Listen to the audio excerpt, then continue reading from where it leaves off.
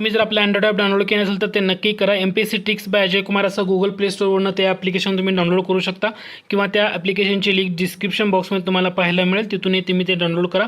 या ठिकाणी वेगवेगळे कोर्सेस खूप कमी किमतीमध्ये तुम्हाला त्या ठिकाणी उपलब्ध होतील.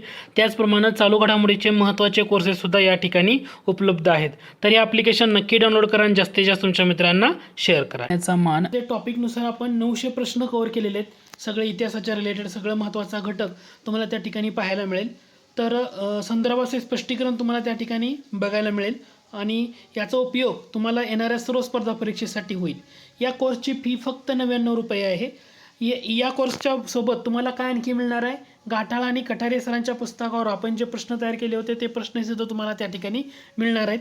PDF डाउनलोड करता येईल. लेक्चर कितीही वेळा तुम्ही ते पाहू शकता आणि या कोर्सचा कालावधी 6 महिने आहे. म्हणजे 6 महिन्यात तुम्ही कितीही वेळा कितीही लेक्चर कसंही पाहू शकता. अशा टाईपचा आपला हा कोर्स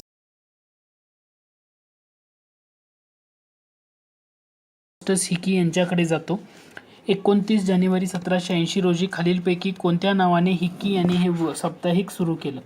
हिकी यांनी कोणत्या नावाने हे साप्ताहिक सुरू केलं होतं ते विचारलं होतं. बेंगाल गॅझेट हे पहिला ऑप्शन आहे, कलकत्ता जनरल ॲडवायझर दुसरा ऑप्शन आहे आणि इंडिया गॅझेट तिसरा ऑप्शन आहे. तुम्हाला विचारले करेक्ट आन्सर कोणतं? तर या प्रश्नाचं करेक्ट आन्सर आहे ते म्हणजे पर्याय क्रमांक 1, फक्त एक बरोबर. फक्त एक बरोबर. फक्त एक बरोबर म्हणजे बेंगाल गॅझेट या नावानं जेम्स ऑगस्टस हिकी यांनी आपलं पहिलं वृत्तपत्र सुरू केलेलं होतं. आता या प्रश्नाचं स्पष्टीकरण जर तुम्ही बघितलं तर सुरुवातीला 1778चा पिरियड आहे. त्यानं व्यापारात जेम्स ऑगस्टस हिकी यानं व्यापारातनं जवळपास 2000 रुपये कमवले होते. किती कमवले होते? 2000 रुपये कमवले होते. त्यातून त्यांनी छापखाना घेतला आणि वृत्तपत्र सुरू केलं. या वृत्तपत्रातून त्यांनी कोणावर टीका केली होती? तर ज्यावेळेस कलकत्ता उच्च न्यायालयाचे जे मुख्य न्यायाधीश होते एलिझा इम्पे असतील किंवा जे गव्हर्नर जनरल होते त्यांचं नाव होतं वॉरेन हेस्टिंग, यांच्यावर टीका केली. त्यांची पत्नी यांच्यावर देखील त्यांनी टीका केलेली होती. आणि त्यांनी बेंगाल गॅझेट किंवा त्याला दुसरं नाव काय आहे, Calcutta general advisor. Bengal gazette किंवा त्याला दुसरं नाव काय आहे, कलकत्ता जनरल ॲडवायझर या नावानं साप्ताहिक सुरू केलं होतं की ते हिकीज गॅझेट या नावानं सुद्धा प्रसिद्ध झालेलं होतं.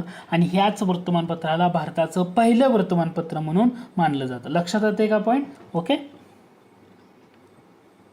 त्यानंतर मी तुम्हाला दुसऱ्या एका मुद्द्याकडे तुमचं लक्ष वेधू इच्छितो की इथं बेंगाल गॅझेट तुम्हाला दिले, बरोबर आहे का? बेंगाल गॅझेट दिले आणि या ठिकाणी कलकत्ता जनरल ॲडवायझर, म्हणजे बेंगाल गॅझेटलाच कलकत्ता जनरल ॲडवायझर म्हणतात. पण इथं 1 आणि 2 असा ऑप्शन कुठं आहे का? नाही. म्हणून आपण पर्याय क्रमांक 1 हे करेक्ट आन्सर दिलं. लक्षात आहे का? या दोन्हीचा अर्थ एकच होतो. त्यानंतर दुसरा प्रश्न आहे. प्रश्न बघा, खालील वृत्तपत्रांच्या वर्णनावरनं व्यक्ती ओळखा. व्यक्ती ओळखण्यापेक्षा वृत्तपत्राच्या वर्णनावरनं ते वृत्तपत्र कोणतं आहे ते ओळखा असं आहे. तिथं वृत्तपत्र ओळखायचं सांगितले तुम्हाला. पहिलं विधान दिले 1842 मध्ये मुंबई या ठिकाणी ते सुरू झालं. कधी सुरू झाले? 1842 मुंबई. वृत्तपत्राचे संपादक जे आहेत ना त्यांचं नाव दिले या ठिकाणी. लक्षात घ्या, वृत्तपत्राचे जे संपादक आहेत त्यांचं नाव तुम्हाला या ठिकाणी दिलेलं आहे.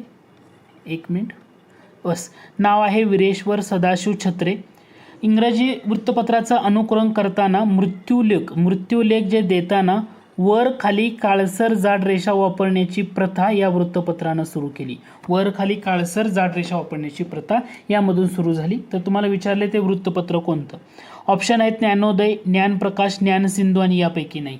आता तुम्हाला याच्यावरनं या नावावरनं तरी लक्षात येईल की वीरेश्वर सदाशिव छत्रे या व्यक्तीवरनं हे वृत्तपत्र कोणाचं आहे?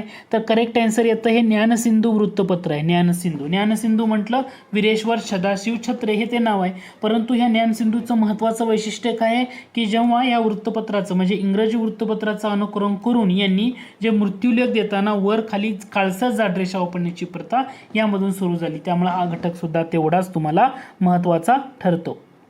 तर घटकाचं एक्सप्लेनेशन बघून घ्या. ज्ञानप्रकाश हे कधी सुरू झालं? 12 फेब्रुवारी 1849ला ज्ञानप्रकाशचे पहिले संपादक कृष्णाजी त्र्यंबक रानडे. त्यांचं नाव काय होतं? कृष्णाजी त्र्यंबक रानडे.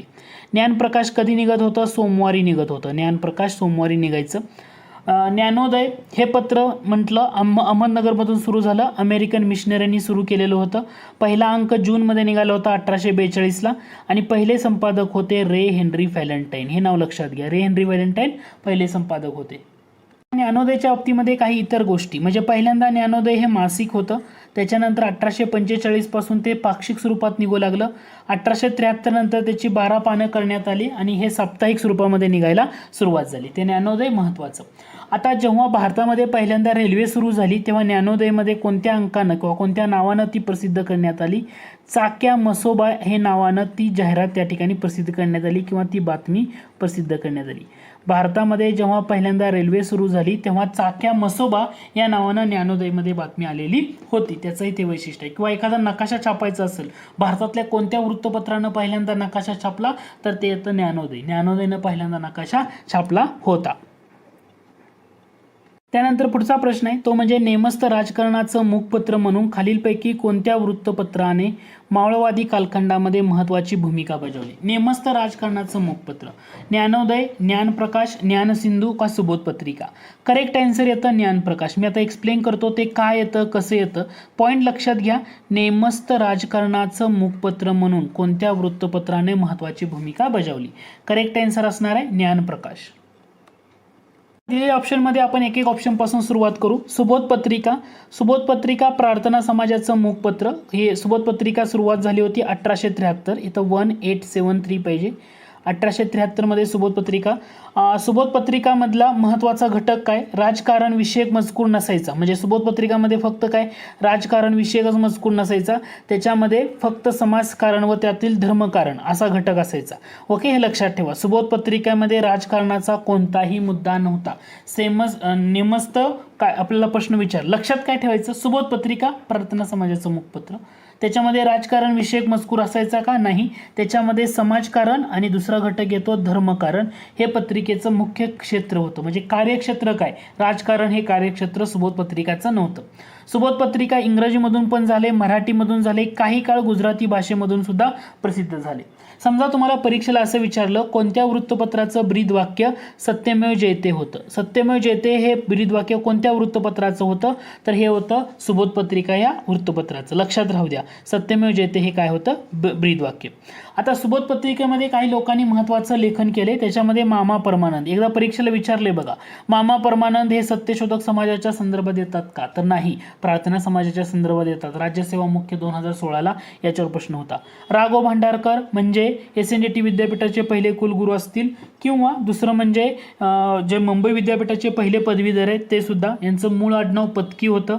त्यांचे पूर्वज कारखान्यामध्ये काम करत असल्यामुळे त्यांना भांडारकर हे नाम मिळालं, त्यामुळे राघव भांडारकर. लक्षात राहू द्या. न्यायमूर्ती तेलंग यांनी सुद्धा या सुबोध पत्रिकेमध्ये लेखन केलेलं आहे, त्याच्यामुळे ते जास्त ओळखले जातात. नेमस्त राजकारणाचं मुखपत्र म्हणून ज्ञानप्रकाश येतं, कारण सुबोध पत्रिका काय येत नाही बघितलं, राजकारण विषय नव्हता.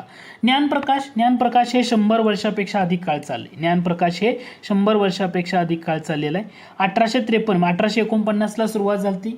कृष्णाजी त्र्यंबक रानडे. 1853ला द्विसाप्ताहिक झालं. 1895च्या अखेरीस राष्ट्रसभा समाचार. लक्षात घ्या, 1895च्या अखेरीस राष्ट्रसभा समाचार या नावानं दैनिक स्वरूपामध्ये ज्ञानप्रकाश निघत होतं. आणि 15 ऑगस्ट 1904 ही तारीख आहे. 15 ऑगस्ट 1904ला हे दैनिक स्वरूपामध्ये निघायला सुरुवात झाली. म्हणजे कृष्णाजी रानडे यांच्यानंतर ते वृत्तपत्र कुणी चालवलं? त्यांचे जे पुतणे होते ते म्हणजे वामन गोविंद रानडे. लक्षात ठेवा, कृष्णाजी रानडे यांच्यानंतर ज्ञानप्रकाश कोणी चालवलं? वामन गोविंद रानडे यांनी ते चालवलेलं होतं. म्हणजे या प्रश्नाचं उत्तर म्हणजे नेमस्त राजकारणाचं मुखपत्र असं म्हटलेलं होतं. तर याचं करेक्ट आन्सर येत आहे ते म्हणजे ज्ञानप्रकाश. का? जेव्हा भारत सेवक समाज स्थापन झाला. आता लक्षात घ्या, भारत सेवक समाजाची स्थापना कधी आहे? 1905ला. भारत सेवक समाजाच्या स्थापनेमध्ये कोणी पुढाकार घेतला? गोपाळकृष्ण गोखले. लक्षात घ्या, भारत सेवक समाजाची स्थापना कोणी केली? गोपाळकृष्ण गोखले यांनी भारत सेवक समाजाची स्थापना केली. देशसेवेसाठी चांगले तरुण घडावेत आणि इतर मुद्द्यांसाठी त्यांनी भारत सेवक समाज स्थापन केला. आणि भारत सेवक समाजाची स्थापना झाल्यानंतर हा ज्ञानप्रकाशचे वृत्तपत्र होतं, किंवा आणखी एक वृत्तपत्र होतं आर्यभूषण. याचा छापखान्याचा भाग म्हणजे काय महत्त्वाचा, तो या समाजानं भारत सेवक समाजानं आपल्या ताब्यात घेतला आणि 1909 पासून हे वर्तमानपत्र व छापखाना त्यांच्या मालकीचाच झाला. मग आता काय झालं, भारत सेवक समाजाच्या मालकीचं काय झालं, ज्ञानप्रकाश झालं. मग गोपाळकृष्ण गोखले यांच्यासोबत कोण होते, न्यायमूर्ती रानडे. तर न्यायमूर्ती रानडे यांचे अभ्यासपूर्व लेखन या पत्रामधून नंतर प्रसिद्ध व्हायला सुरुवात झाली. म्हणून नेमस्त राजकारणाचं मुखपत्र म्हणून त्याला ओळखलं जातं, हे यामधून स्पष्ट होते. आता यानंतर दुसरे काही महत्त्वाचे मुद्दे म्हणजे ज्ञानप्रकाशच्या सुरुवातीच्या अंकावर कोणते शब्द होते, सत्य, सौख्य, ज्ञान असे शब्द होते. लक्षात घ्या, ज्ञानप्रकाशच्या सुरुवातीच्या अंकावर कोणते शब्द होते, सत्य, सौख्य, ज्ञान असे. त्यानंतर पुढचा प्रश्न आहे, खालीलपैकी कोणी सत्यशोधक चळवळीच्या प्रसारासाठी जागरूक हे साप्ताहिक पुणे या ठिकाणावरनं 1917 मध्ये सुरू केलं. जागरूक हे साप्ताहिक पुण्यामधनं कोणी सुरू केलं, अण्णासाहेब लट्टे, वालचंद कोठारी, केशवराव जेधे, कृष्णराव भालेकर. करेक्ट आन्सर येतं वालचंद कोठारी यांचं जागरूक. आता जागरूकमध्ये सत्यशोधक तत्वांचा पुरस्कार काढण्यात आला. सत्यशोधक तत्वांचा पुरस्कार जागरूकमध्ये केला. जागरूक आपले प्रतिनिधी निवडण्याचा हक्क आपल्याला असावा या मताचा जागरूकनं जोरदार पुरस्कार केला होता. त्यामुळे जागरूक हे पत्र महत्त्वाचं ठरतं. त्यानंतर पुढचा प्रश्न आहे तो म्हणजे खालील विधानातून बरोबर असलेलं विधान ओळखा असं म्हटलंय. प्रभाकर हे पत्र 24 ऑक्टोबर 1841 ला गोविंद विठ्ठल कुंटे यांनी सुरू केलं. पण तुम्हाला माहिती आहे ना, प्रभाकर कोणी सुरू केलं, भाऊ महाजन यांनी सुरू केलं. प्रभाकर हे वृत्तपत्र कोणी सुरू केलं असं जर तुम्हाला विचारलं तर तुमचं उत्तर काय असणार आहे, भाऊ महाजन. पण तुम्हाला इथं म्हटलंय गोविंद विठ्ठल कुंटे. आता गोविंद विठ्ठल कुंटे म्हणजेच कोण, तर ते म्हणजे भाऊ महाजन आहेत. याचा अर्थ हे विधान बरोबर आहे. पहिलं लक्षात येतंय का, प्रभाकर हे पत्र 24 ऑक्टोबर 1841 ला गोविंद विठ्ठल कुंटे यांनी सुरू केलं. आता भाऊ महाजन यांच्याबद्दल जर बघितलं, सुरुवातीला भारतामध्ये किंवा महाराष्ट्रामध्ये जे पत्र सुरू झालं तर 1832 पिरियड येतो. 1832 मध्ये बाळशास्त्री जांभेकर यांनी दर्पण सुरू केलं. आता दर्पण सुरू केलं, बाळशास्त्री जांभेकर आणि भाऊ महाजन हे वर्गमित्र होते. म्हणून भाऊ महाजन हे काय करत होते, दर्पण हे एक मराठी भाषेमध्ये नव्हतं, दोन भाषेमध्ये निघत होतं. एक मराठी होतं आणि इंग्रजी भाषा, अशी दोन्ही भाषा होते. इंग्रजी भाग सांभाळत होते बाळशास्त्री जांभेकर आणि जो मराठी भाग होता दर्पण मधला तो कोण सांभाळत होते, भाऊ महाजन सांभाळत होते. पण झालं काय तर त्याच्यानंतर 1832 नंतर 1840 ला हे दर्पण बंद पडलं. मग दर्पण बंद पडल्यानंतर भाऊ महाजन यांनी काय केलं, स्वतःचं प्रभाकर हे पत्र सुरू केलं 1841 ला. आता लक्ष येतंय का, म्हणजे भाऊ महाजन बाळशास्त्री जांभेकर वर्गमित्र होते. दर्पणमध्ये भाऊ महाजन यांनी सुद्धा काम केलं होतं. पण जेव्हा दर्पण बंद पडलं 1840 ला तेव्हा प्रभाकर त्यांनी 1841 ला सुरुवात केलं. म्हणजे पहिलं विधान बरोबर आहे. आता हा पॉईंट जर लक्षात आला असेल आपण पुढच्या मुद्द्याकडे जाऊया. पुढचा पॉईंट बघा, प्रभाकरची वार्षिक वर्गणी किती होती, 12 रुपये होती. बरोबर आहे, वार्षिक वर्गणी 12 रुपये. सुरुवातीला हे पत्र गणपत कृष्णाजी यांच्या छापखान्यात छापण्यात येत असे. बरोबर आहे, नंतर स्वतःच्या छापखान्यात छापण्यात येऊ लागलं. याचा अर्थ इथं दिलेल्या विधानापैकी वरीलपैकी सर्व बरोबर आहेत. पर्याय क्रमांक 4 हे तुमचं अचूक उत्तर आहे. यानंतर थोडेसे इतर मुद्द्याकडे जाऊया. इतर मुद्द्याकडे जाण्याचा विचार करा. पहिल्यांदा लक्षात घ्या, लोकहितवादींची शतपत्रे प्रथम प्रभाकरमध्ये प्रसिद्ध झाली. बरोबर आहे, लोकहितवादींची. फ्रेंच राजक्रांतीचा इतिहास देखील यात लिहिला गेला.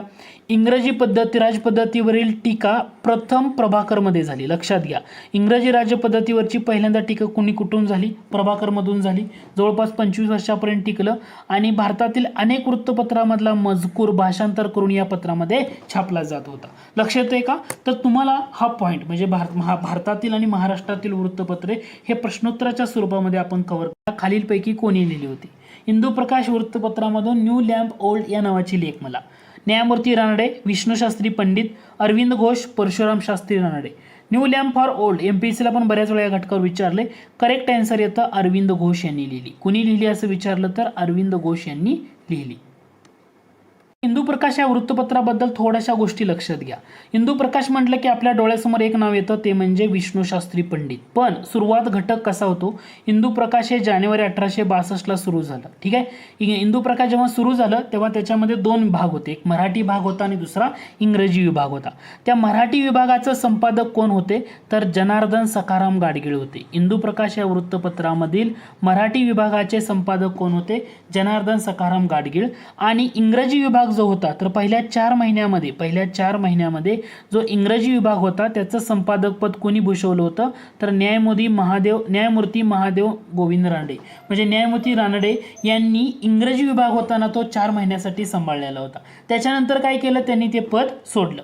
पण इंदुप्रकाश या वृत्तपत्रामध्ये विष्णुशास्त्री पंडित यांची एंट्री कधी झाली 1864ला त्यांची एंट्री झाली.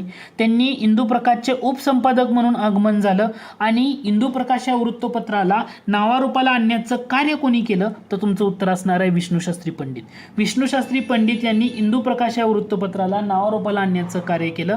त्यांनी या पत्रातून काय केलं तर तो विधवा विवाहाचा जो पुरस्कार आहे याच्यासाठी त्यांनी लेखन केलं. विधवा विवाह पुरस्काराचं लेखन केलं.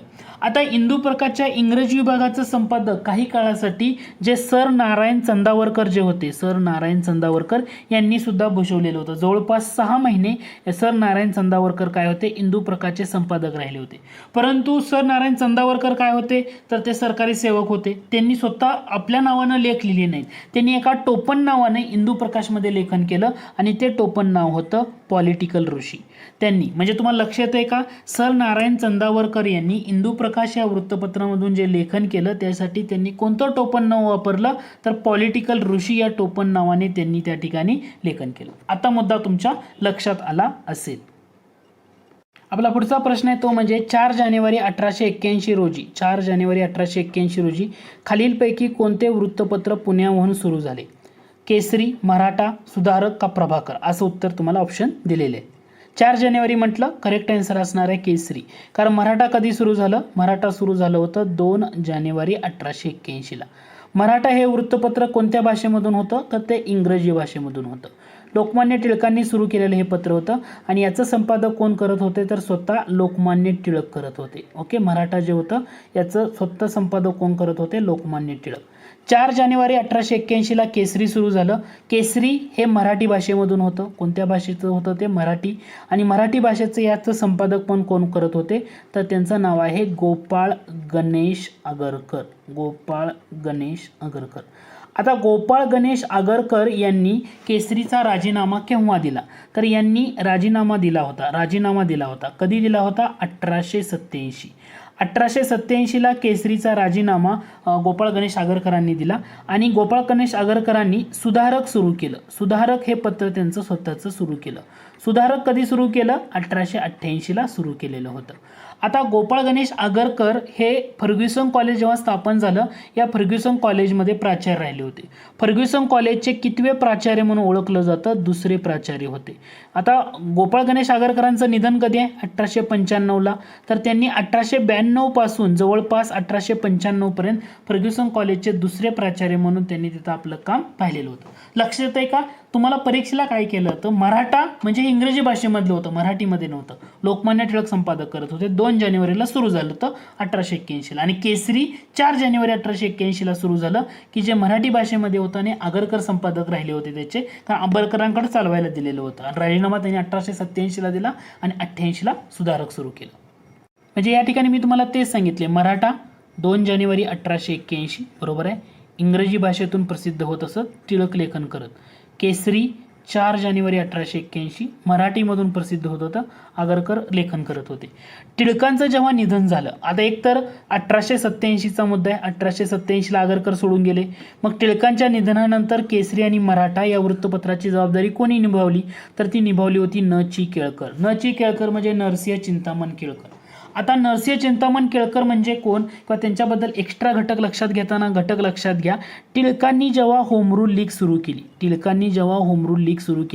तर टिळकांनी सुरू केलेल्या होम रूल लीगचे सचिव होते न.चि. केळकर. कारण टिळकांनी सुरू केलेल्या होम रूल लीगचे अध्यक्ष जोसेफ बॅप्टिस्टा यांना बनवण्यात आलं होतं आणि सचिव बनवण्यात आलं होतं न.चि. केळकर यांना. आणि टिळकांच्या निधनानंतर केसरी आणि मराठा या वृत्तपत्राची जबाबदारी कोणी सांभाळली उत्तर असणार आहे तुमचं न.चि. केळकर. त्यानंतर पुढचा प्रश्न आहे शेतकऱ्यांचा कैवारी हे वृत्तपत्र खालीलपैकी कोणी सुरू केलं. शेतकऱ्यांचा कैवारी दामोदर सावळाराम यंदे, रामजी संतूजी आवटे, दिनकरराव जवळकर, भास्करराव जाधव. आता कैवारी वेगळं आणि शेतकऱ्यांचा कैवारी वेगळं. जर तुम्हाला कैवारी विचारलं तर दिनकरराव जवळकर येणार आहेत, नुसतं कैवारी विचारलं तर दिनकरराव जवळकर येणार आहेत. म्हणजे 3 ऑप्शन इथे येणार आहे का? नाही. 3 आणि 4 येणार नाही. आणि कैवारीच्या दिनकरराव जवळकर यांच्या सल्लागार मंडळात भास्करराव जाधव होते. म्हणजे शेतकऱ्यांचा कैवारी संदर्भात भास्करराव जाधव येणार नाहीत. म्हणजे 3 आणि 4 येणार नाही. 3 आणि 4 येणार नाही म्हणजे दुसरा, तिसरा आणि चौथा ऑप्शन इलिमिनेट होतो. आता लक्षात येते का मुद्दा? हा मुद्द्याकडे थोडंसं फोकस करा. म्हणून उत्तर असणार आहे पर्याय क्रमांक 1, फक्त 1 आणि 2. म्हणजे शेतकऱ्यांचा कैवारी हे वृत्तपत्र कोणी सुरू केलं? तर दामोदर सावळाराम यंदे आणि रामजी संतोजी आवटे यांनी शेतकऱ्यांचा कैवारी सुरू केलं. दिनकरराव जवळकरांनी कैवारी सुरू केलं आणि त्या कैवारीच्या सल्लागार मंडळात कोण होते? भास्करराव जाधव होते. मुद्दा लक्षात घ्या. दामोदर सावळाराम यंदे, रामजी संतोजी आवटे यांनी सुरू केलेल्या पत्राचे संपादक हे यंदे होते, संपादक हे होते. आणि यांनी कोणतं सुरू केलं होतं? शेतकऱ्यांचा कैवारी. आता यामध्ये कन्फ्युजन करायचं नाही. परत जर तुम्हाला कधी विचारलं तर हा घटक लक्षात आला पाहिजे. आता याच्यातून त्यांनी काय केलं तर जे शेतकरी व मागासलेला समाज आहे यांच्यामध्ये सुधारणा व्हावी यासाठी म्हणून त्यांनी बरेचसे लेख लिहिलेले होते. 1928 मध्ये दिनकरराव जवळकर यांच्या संपादकाखाली कैवारी सुरू झालं. म्हणजे कैवारी कोणाचं? दिनकरराव जवळकरांचं. आणि कैवारीच्या सल्लागार मंडळात कोण होते? तर भास्करराव जाधव, बाबूराव जेधे, रामचंद्र वंडेकर किंवा वर्डेकर हे त्यामध्ये तुम्हाला बघायला मिळतात. यामध्ये आता परत गफलत करू नका. पुढचा प्रश्न आहे, मराठा दिनबंधू या नावाने पत्र खालीलपैकी कोणी काढले? मराठा दिनबंधू. कृष्णराव भालेकर, दिनकरराव जवळकर, भास्करराव जाधव, केशवराव जेधे. मराठा दिनबंधू म्हटलं, करेक्ट आन्सर असणार आहे भास्करराव जाधव. भास्करराव जाधव. या ठिकाणी लक्षात घ्या, कृष्णराव भालेकर यांनी दिनबंधू सुरू केलं. ह्याचं करेक्ट आन्सर भास्करराव जाधव आहे. कृष्णराव भालेकरांनी दिनबंधू सुरू केलं होतं. दिनबंधू त्यांनी कधी सुरू केलं? जानेवारीमध्ये. आणि कधी होतं? 1877. आता दिनबंधू हे कशाचं मुखपत्र झालं होतं? सत्यशोधक समाजाचं मुखपत्र झालं होतं. सत्यशोधक समाजाचं मुखपत्र कोणतं? दिनबंधू होतं, की जे जानेवारी 1877 मध्ये सुरू झालं. कोणी सुरू केलं? कृष्णराव भालेकरांनी. तुम्हाला विचारले मराठा दिनबंधू, भास्करराव जाधव. दिनबंधू जेव्हा बंद पडलं तेव्हा भास्करराव जाधव यांनी मराठा दिनबंधू हे पत्र काढलं. कोणी काढलं होतं? भास्करराव जाधव. भास्करराव जाधव यांचं महत्त्वाचं पुस्तक कोणतं? घरचा पुरोहित हे पुस्तक जर म्हटलं हे कुणाचं आहे? घरचा पुरोहित हे पुस्तक कुणाचं? तुमचं उत्तर असणार आहे भास्करराव जाधव. या मुद्द्याला थोडंसं लक्षात घ्या. दिनबंधू बंद झाल्यानंतर भास्करराव जाधव यांनी मराठा दिनबंधू पत्र काढलं. मराठा दिनबंधूचा जो पहिलं पान होतं त्या पहिल्या पानावरती कोणते शब्द असायचे? विद्येत मागासलेल्या सर्व लोकांकरता, म्हणजे जे अडाणी लोक आहेत किंवा विद्येमध्ये किंवा नॉलेजमध्ये कमी असलेल्या लोकांसाठी, म्हणजे विद्येत मागासलेल्या सर्व लोकांकरता असं पहिल्या पानावरती शब्द असायचे मराठा दिनबंधूचे. मराठा दिनबंधूमध्ये जे दलित पुढारी होते शिवराम जानबा कांबळे यांचे लेख प्रसिद्ध होत होते. कोणाचे लेख? शिवराम जानबा कांबळे. नंतर कन्फ्यूज करणाऱ्या आणखी वृत्तपत्रामध्ये पुढचा प्रश्न आहे, 2 विधानं दिलीत, कोणतं विधान बरोबर आहे ते ओळखा म्हटले. नारायण रामचंद्र विभूते यांनी सत्यप्रकाश हे साप्ताहिक 1919 मध्ये तासगाव या ठिकाणी सुरू केलं. सत्यप्रकाश बरोबर आहे. सातारा, सांगली, सोलापूर, कोल्हापूर या ग्रामीण भागात सत्यशोधक समाजाचा विचार पोहोचवला या पत्रानं. म्हणजे दोन्ही विधानं बरोबर आहेत. पर्याय क्रमांक 3 बरोबर आहे. इथं सत्यप्रकाश आहे आणि समजा मी तुम्हाला असं दिलं सत्यार्थ प्रकाश, मग कोणतं बरोबर कोणतं चुकीचं ते सांगा. सत्यप्रकाश हे विचारलं तर नारायण रामचंद्र विभूते यांनी सत्यप्रकाश हे वृत्तपत्र तासगाव या ठिकाणी सुरू केलं 1919ला. सत्यार्थ प्रकाश जर असं विचारलं तर तुमचं उत्तर काय असणार आहे? सत्यार्थ प्रकाश. लक्षात आहे का? सत्यार्थ प्रकाश हे वृत्तपत्र कोणाचं किंवा हे पत्र कोणी सुरू केलं? सत्यार्थ प्रकाश हा ग्रंथ कोणाचा असं विचारलं तर तुमचं उत्तर असणार आहे स्वामी दयानंद सरस्वती. आता लक्षात आहे का? स्वामी दयानंद सरस्वती म्हणजे आर्य समाज ज्यांनी स्थापन केला ती व्यक्ती, आर्य समाजाची महत्त्वाची व्यक्ती ती म्हणजे स्वामी दयानंद सरस्वती यांचं सत्यार्थ प्रकाश. ओके. मग आता तिसरा घटक मी तुम्हाला इथं प्रकाशाच्या वतीनं देतो. वेदोक्त धर्मप्रकाश हे पत्र कोणाचं किंवा हा ग्रंथ कोणाचा? वेदोक्त धर्मप्रकाश. आणि हे तुम्हाला कमेंट बॉक्समध्ये मेन्शन करायचं आहे. वेदोक्त धर्मप्रकाश कोणाचं हे तुम्ही कमेंट बॉक्समध्ये नक्की मेन्शन करा. तर याच्यामध्ये कन्फ्यूज फक्त होऊ नका. सत्यप्रकाश म्हटलं नारायण रामचंद्र विभूते 1919ला तासगावला सुरू केलं. सत्यार्थ प्रकाश म्हटलं स्वामी दयानंद सरस्वती, जे आर्य समाज ज्यांनी स्थापन केला ती व्यक्ती. इथं ह्याच्यामध्ये कन्फ्यूज करू नका. आणि या सत्यप्रकाशनं काय केलं तर जो पश्चिम महाराष्ट्राचा भाग आहे म्हणजे सातारा, सांगली, सोलापूर, कोल्हापूर, पश्चिम महाराष्ट्राच्या भागामध्ये ग्रामीण भाग जो होता या सत्यप्रकाशनं सत्यशोधक समाज जो होता याचा प्रचार पोहोचवलेला होता. म्हणजे सत्यप्रकाश हे कोणत्या समाजाच्या संदर्भात वृत्तपत्र येतं? सत्यशोधक समाजाच्या संदर्भामध्ये येतं, की जो 24 सप्टेंबर 1873ला महात्मा फुले यांनी सत्यशोधक समाजाची केलेली स्थापना होती. ओके, या पॉईंटमध्ये इथं फोकस करा.